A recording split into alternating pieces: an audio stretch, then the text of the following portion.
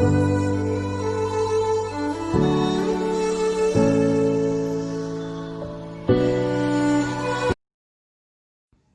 everyone, welcome to EduRabble and I am Naveen Gupta. From today we are going to discuss a very important topic, that is continuity.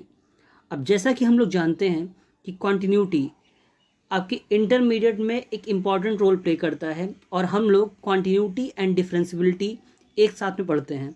तो यहाँ पर जो हम लोग topic discuss करने वाले हैं वो है continuity। अगर बात करें एनसीईआरटी की तो चैप्टर नंबर 5 में जो आपकी पहली एक्सरसाइज दी गई है 5.1 वो continuity पर बेस्ड है। बट कॉन्टिन्यूटी को पढ़ने के लिए हमारी प्री रिक्वायरमेंट्स क्या होनी चाहिए उसको पहले जान लेते हैं। अगर आपने 11th क्लास में कॉन्टिन्यूटी तो वहाँ पे नहीं है, बट लिमिट्स को अगर अच्छे से स्टडी नहीं किया है तो आप पहले लिमिट्स को अच्छे से पढ़ लें, जिससे कि आपको कॉन्टिन्यूटी में कोई प्रॉब्लम ना आए। अब कॉन्टिन्यूटी की बात करें तो कॉन्टिन्यूटी होती क्या है, कैसे इसको फाइंड किया जाता है, वो हम लोग इस लेसन में डिस्कस करने वाले हैं। The continuity of a real function F, एक रियल वैल्यूड फंक्शन लिया गया है F on a subset of real numbers, एक रियल नंबर के सबसेट पर इसको डिफाइन किया गया है। तब अगर किसी पर्टिकुलर पॉइंट सी पर उस फंक्शन की वैल्यू एग्जिस्ट करती है, साथ ही साथ उस फंक्शन की लिमिट भी उस पर्टिकुलर पॉइंट पे एग्जिस्ट करती है और दोनों अगर इक्वल हो जाएं तो हम कहते हैं कि फंक्शन कॉन्टिन्यूअस होगा। ध्यान से समझिएगा, अगर किसी पर्टिकुलर पॉइंट सी पर, जहाँ पे सी एक क्या है, रियल नंबर है, एक पर्टिकुलर पॉइंट सी पर किसी फंक्शन की वैल्यू और उसी पर्टिकुलर पॉइंट पर उस फंक्शन की लिमिट अगर दोनों इक्वल हो जाती हैं तो हम ये कहते हैं कि जो हमारा फंक्शन है वो कॉन्टिन्यूअस होगा एट दैट पर्टिकुलर पॉइंट। तो उसी चीज़ को मैंने यहाँ पे एक्सप्लेन किया है, जो देखिए इसमें बॉक्स में लिखा हुआ है कि limit x tends to c f x equals to f सी।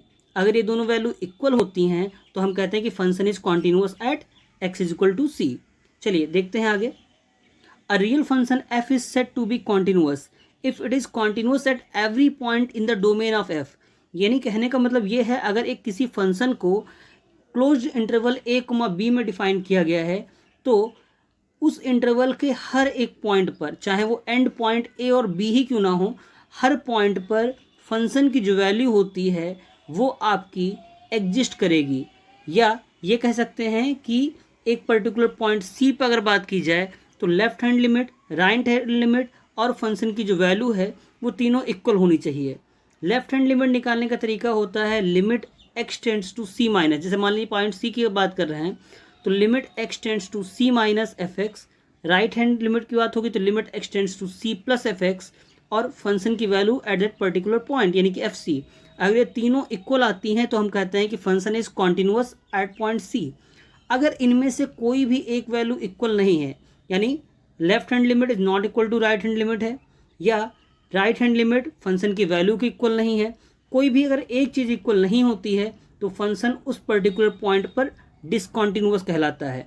या हम ये कहते हैं कि function shows the discontinuity eight that particular point. ठीक है, तो पॉइंट ऑफ डिसकॉन्टिन्यूटी भी वही पॉइंट कहलाता है अगर कोई एक वैल्यू इक्वल नहीं आती है। तो आई होप आपको कॉन्सेप्ट यहाँ समझ में आया होगा। अब देखते हैं हम लोग अलजेब्रा ऑफ कॉन्टिन्यूअस फंक्शन की। अब दो फंक्शन मान लिया हमने से f and g are continuous at a real number c. दो फंक्शन हैं जो एक पर्टिकुलर पॉइंट सी पर कॉन्टिन्यूअस हैं, तो उस केस में अगर हम एफ प्लस जी निकालते हैं तो एफ प्लस जी कॉन्टिन्यूअस होगा at X is equal to C पर। एफ माइनस जी जो है वो भी कॉन्टिन्यूअस होगा at X is equal to C पर। एफ इंटू जी है वो कॉन्टिन्यूअस होगा at X is equal to C पर। और एफ अपॉन जी यानी कि अगर डिवाइड किया जाए तो वो भी क्या होगा, कॉन्टिन्यूअस होगा at X is equal to C पर। तो सिंपल वर्ड में ये कह सकते हैं कि एडिशन, सब्ट्रैक्शन, मल्टीप्लिकेशन, डिवीजन, ये सारे के सारे जो लॉज हैं वो फॉलो होते हैं। अगर दो फंक्शन कॉन्टिन्यूअस हैं तो उनके एडिशन, सब्ट्रैक्शन, डिवीजन, मल्टीप्लिकेशन ये सारे के सारे भी कॉन्टिन्यूअस होते हैं एट द पर्टिकुलर पॉइंट, जिस पॉइंट पर हम लोग बात कर रहे हैं कॉन्टिन्यूटी की। तो बस इतना ही आपको इंटरमीडिएट के लिए कॉन्टिन्यूटी समझना है। बट इसके क्वेश्चंस ढेर सारे हैं, क्वेश्चंस में ढेर सारे कॉन्सेप्ट्स भी आएंगे तो हम लोग उनको भी डिस्कस करेंगे। साथ ही साथ एक लेक्चर मैं ऐसा भी बनाऊंगा इस पर जिसमें हम 11th के जो इंपॉर्टेंट फार्मूलाज हैं लिमिट्स के उनको डिस्कस करेंगे, जिससे कि जो बच्चे 11th में जिन्होंने लिमिट्स को अच्छे से नहीं पढ़ा है या भूल गए हैं तो वो उस लेक्चर को पढ़ करके 12th के लिए कॉन्टिन्यूटी को अच्छे से प्रिपेयर कर सकते हैं। तो इन सारे लेक्चर्स को पाने के लिए आप ध्यान रखिए कि चैनल सब्सक्राइब जरूर करें, साथ ही साथ बेल आइकन जो है उसको दबा दें, जिससे कि आपको आगे आने वाले लेक्चर्स जो है वो टाइम से टाइम मिलते रहें। वीडियो अगर पसंद आया है तो लाइक करना मत भूलिएगा। Thanks for watching, thanks for being here.